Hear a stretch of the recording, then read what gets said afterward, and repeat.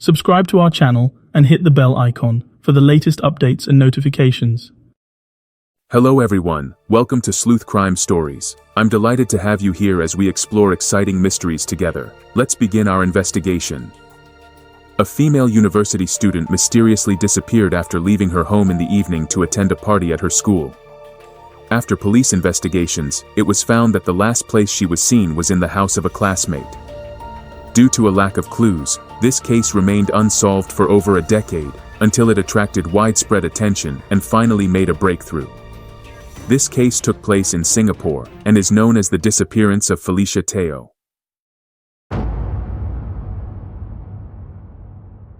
Singapore is located at the enclosed southern tip of the Strait of Malacca and the northern side of the Strait of Johor. Its land area has been continually expanding due to land reclamation, boasting a beautiful environment with successful urban greenery, earning it the nickname Garden City. As a multicultural and multi-ethnic nation, most Singaporeans are bilingual, with Chinese making up over 70% of the total population. The protagonist of our story is a Chinese Singaporean woman named Zhang Weiling, with the English name Felicia Teo Weiling. She is 19 years old and is studying at LaSalle College of the Arts in Singapore, a private art college located in the city center. Felicia Teo is a first-year fine arts student at the college. She is 1.69 meters tall, has beautiful straight black hair, and is a cheerful girl who loves to make friends. Aside from attending classes at school, Felicia Teo also worked part-time as a bartender at a bar located at the Quay to earn some extra income. Normally, Felicia Teo didn't reside in the student dormitories. Instead, she would return home every day. Her home was located close to the school, just 1 kilometer southeast at 233 Pei Ying Street in a public housing building. Felicia Teo had a younger brother, 1 year her junior. They lived with their parents, leading a stable life. However, one evening, after Felicia Teo left her home, she never returned. June 29, 2007, indeed was a Friday. At 6:30 in the evening, the 19-year-old Felicia Teo packed her bag, ready to head out.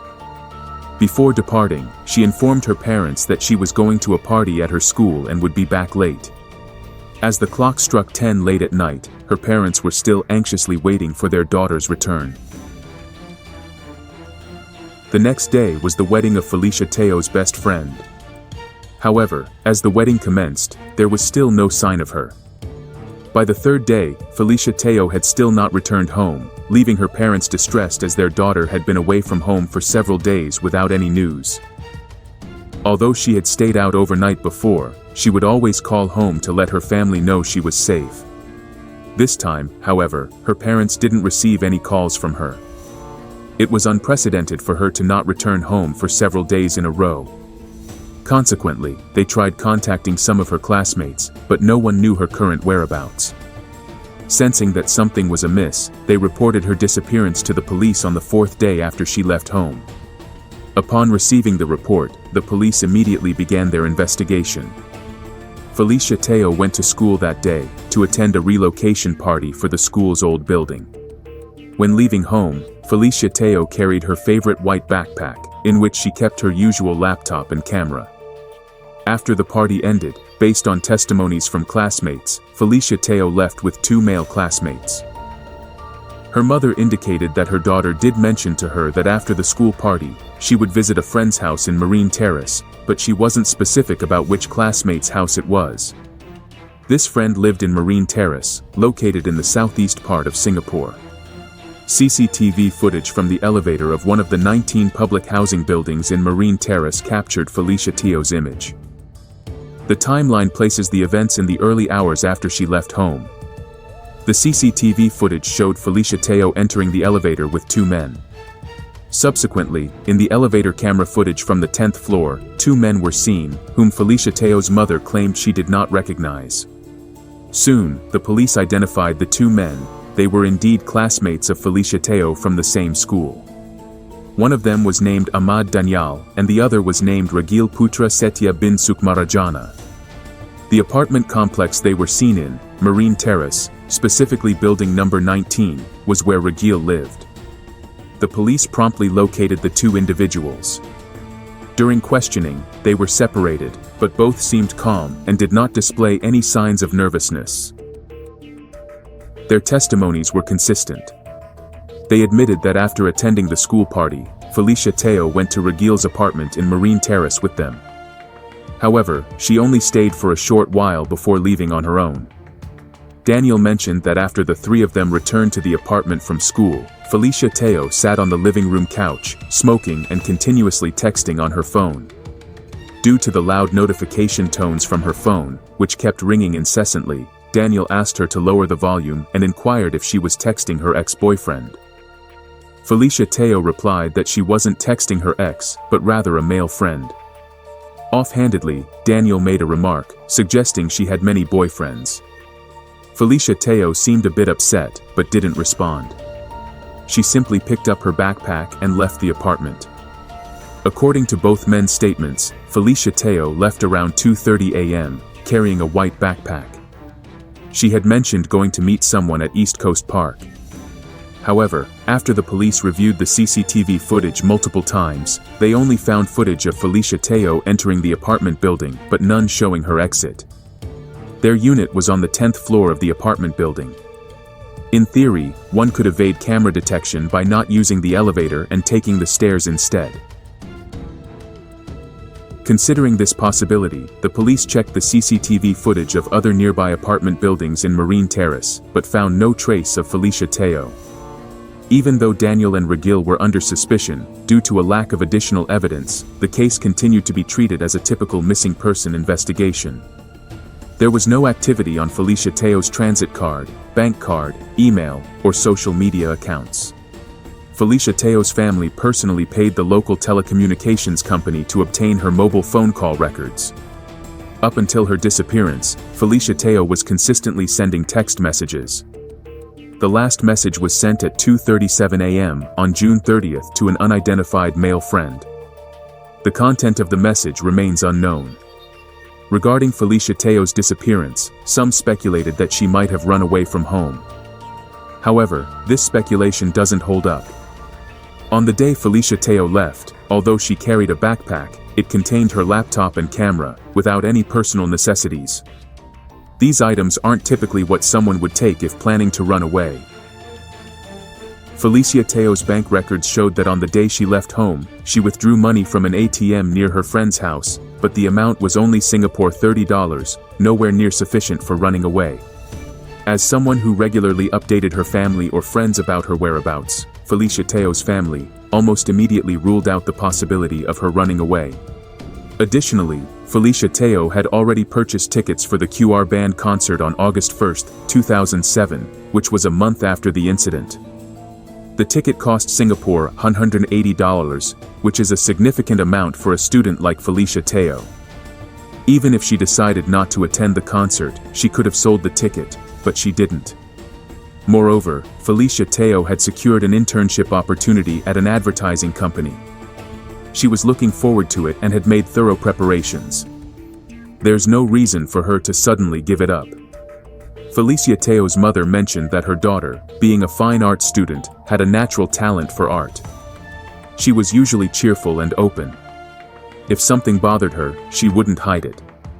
Their family relationship was also harmonious. Everything seemed normal before her disappearance. Her mother was devastated that such a thing could happen. Since the police investigation was progressing slowly, Felicia Teo's family decided to search for her on their own.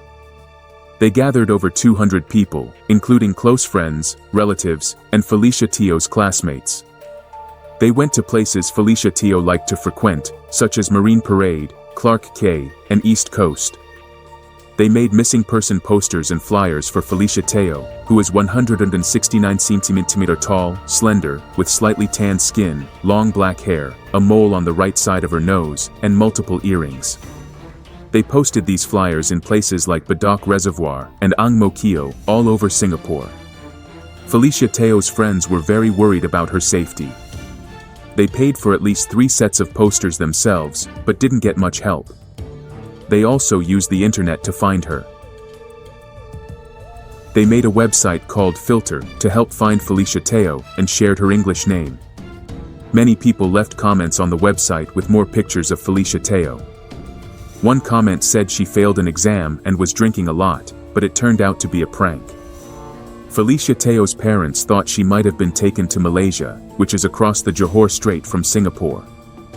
Felicia Teo's parents searched everywhere in Singapore and then in Kluang, Malaysia, for their missing daughter. They gave out flyers with her picture, hoping someone had seen her. Even after many months, they couldn't find her. Then they asked Crime Library for help. This group helps find missing people. It was started by Mr. Chen Jinan, a former Singapore policeman. He began this after his cousin was kidnapped. The group and 300 helpers put up missing person signs every weekend. One day, a friend of Felicia noticed that she had logged into her social media. This was a big clue.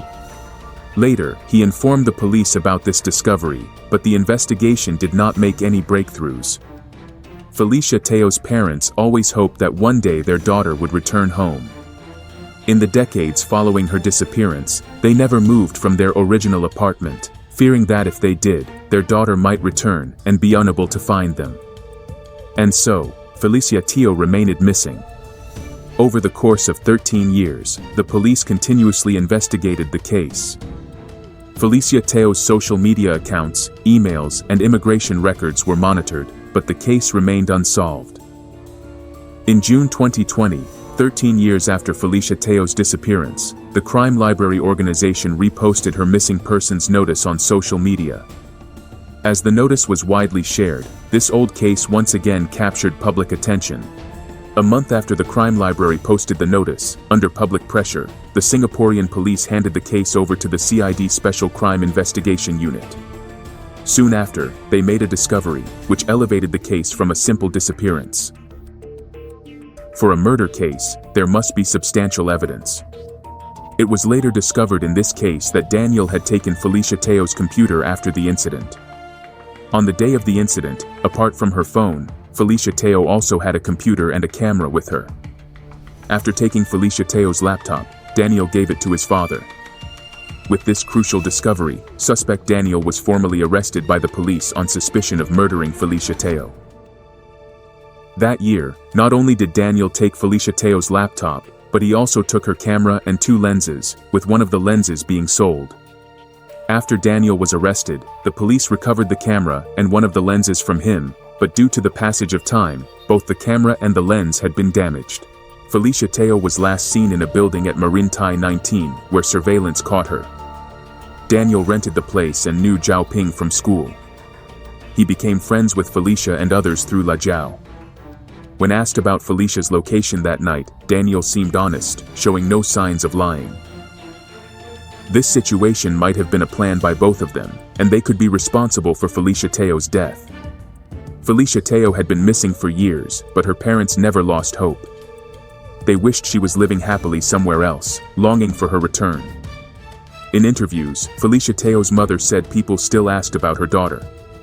She would say her daughter had settled abroad, imagining her wedding and life overseas for comfort. Sadly, as the case unfolded, their hopes faded. Around 6 in the morning, Daniel and Ragil Putra began to wake up, but Felicia Teo still didn't stir.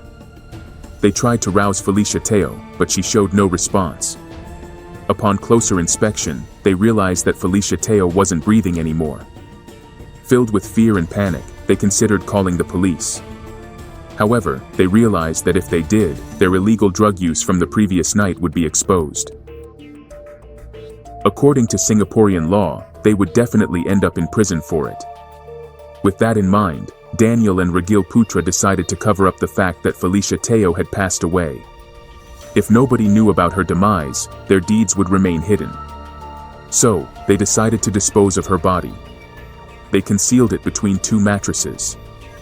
Afterward, they thoroughly cleaned the room, erasing any trace that Felicia Teo had been there. Once done, they checked the time and saw it was 7:20 in the morning. After coming home, they planned their next steps, knowing they couldn't hide Felicia Teo at home due to the potential odor. They bought tools from a hardware store and put Felicia Teo in a sealed cardboard box. aware of surveillance cameras in the elevator area. They avoided using it to remain unnoticed.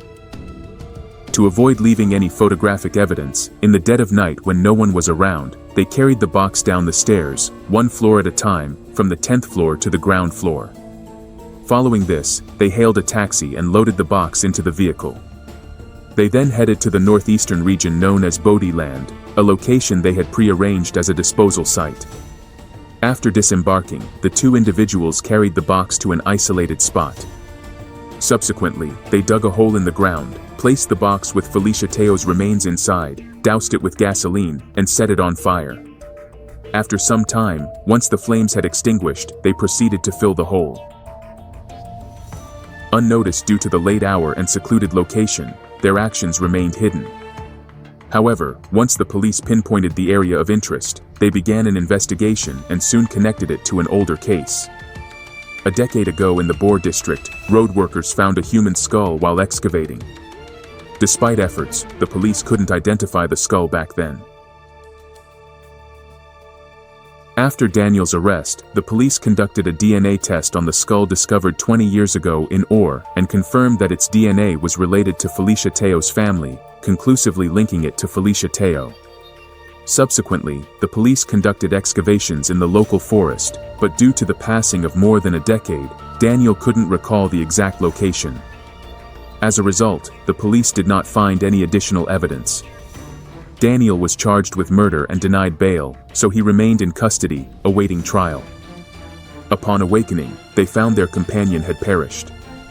Daniel and Regil Putra sought to conceal their drug use, fearing incarceration, prompting their actions. The true cause of Felicia Teo's death, who remains at large, and Felicia Teo's demise remains unclear. Therefore, the veracity of Daniel's account remains unverified. Following the Felicia Teo incident that year, Daniel led an unblemished life, reaching a fulfilling role as creative manager at Razer, a renowned gaming accessory manufacturer, by age 35. Just a month before his arrest, he happily celebrated his 7th wedding anniversary on social media. Daniel, now facing murder charges in Singapore, could potentially face the death penalty. His accomplice, Rajan, hailing from Indonesia, shared his lodgings at the time. In 2011, the individual graduated from LaSalle College with a degree in video arts and returned to Indonesia to work in filmmaking. He became aware of Daniel's arrest in Singapore and went into hiding. Despite efforts by both Singapore and Indonesia to locate him, he remained elusive. In June 2012, a Singaporean court found Daniel guilty of contempt of the state, which meant he was released but not acquitted. This left the possibility of future charges if new evidence linking him to Felicia Teo's death emerged. Dissatisfied with this verdict, Daniel's lawyer filed an appeal to drop the murder charge and change the contempt of the state to an acquittal. The appeal is ongoing and is set for a hearing in the Singapore High Court in March 2023, with Chief Justice Sandra Majula presiding. In 2012, Daniel, though acquitted of a murder charge, faced 6 other serious accusations. These included disposing of a body, illegal appropriation of a victim's belongings, giving false information to authorities, and fabricating evidence. These charges, while not as grave as murder, still held significant weight. Choosing to take responsibility, Daniel returned to court and submitted a plea of guilt. Consequently, he was handed a 26-month sentence, slightly lenient by a month compared to the prosecutor's initial recommendation. This jail term began from the very day he was taken into custody. On a related note, during the investigation on the 10th floor, the primary crime scene, the police learned that the main bedroom had been a rental space for over 2 decades. Its owner had little knowledge of the incident, much like the present tenant who had been living there for the past 10 years. Despite the passage of time, police efforts to uncover more clues continue. They stepped into the old apartment, searching the bathroom and kitchen for clues about the mysterious events of years past. Time, however, had erased much of the evidence. What really happened to Felicia Teo that fateful night remains shrouded in mystery, known only through Daniel's recounting. The full truth waits in the shadows, perhaps to be unveiled when another key player enters the story. And so, the tale remains unresolved.